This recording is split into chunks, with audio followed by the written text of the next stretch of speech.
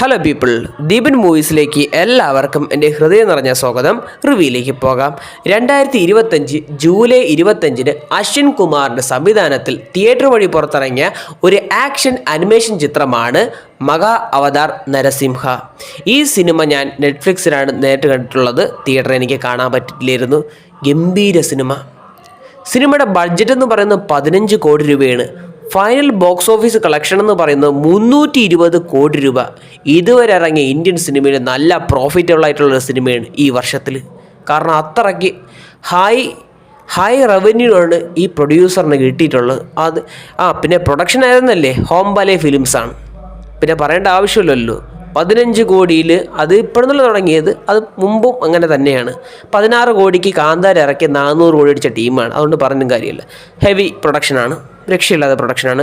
സിനിമയുടെ ഒരു മെയിൻ പ്ലോട്ടെന്ന് പറയുന്നത് ഹിരണ്യകശിപു എന്ന് പറയുന്ന ഒരു രാക്ഷസന് കഠിനമായി, അഥവാ നമ്മളെ ഡൈ ഹാർഡ് ഭക്തനായിട്ടുള്ള ഒരു പ്രഹ്ലാദ എന്ന് പറയുന്ന ഒരു പുത്രൻ.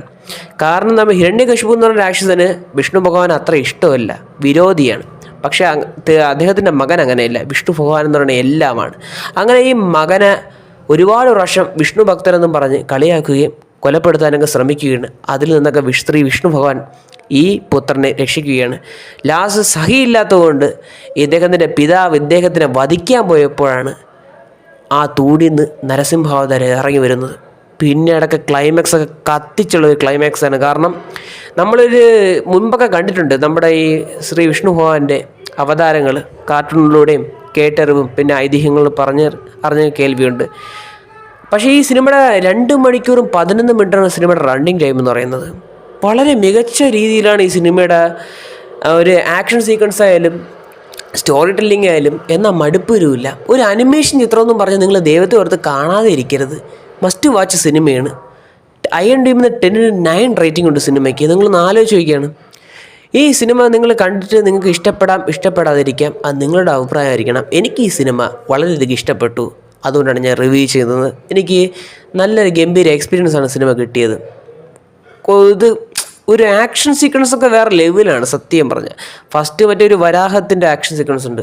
പിന്നെ ക്ലൈമാക്സ് തൂത്തുവാരിയുള്ള അടിയാണ്. അത് നിങ്ങൾ കാണണം. പിന്നെ എല്ലാം കൊണ്ടും മികച്ചിരിക്കുന്ന ഒരു മസ്റ്റ് വാച്ച് ചിത്രമാണ് മഹാ അവതാർ നരസിംഹ. അപ്പോൾ കണ്ടു നോക്കുക. അപ്പോൾ വീഡിയോ ഇഷ്ടപ്പെട്ടു കഴിഞ്ഞാൽ ലൈക്ക് ചെയ്യുക, ഷെയർ ചെയ്യുക, സബ്സ്ക്രൈബ് ചെയ്യുക. വീഡിയോ കണ്ടതിന് വളരെയധികം നന്ദിയുണ്ട്.